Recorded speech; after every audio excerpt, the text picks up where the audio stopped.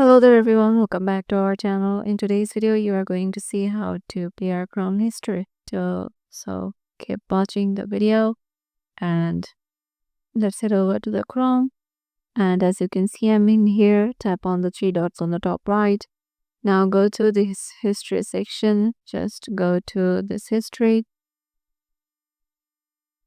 And in here, as you can see, there is all of the data. So what I'm going to do is just to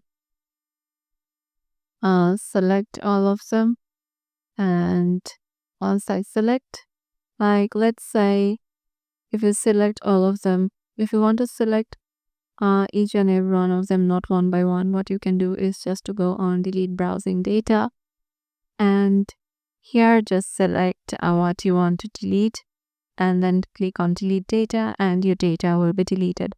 So yeah, this is how easily you can just delete your browsing data or your Chrome data. Hope this video helped you out and we'll see you in the next video.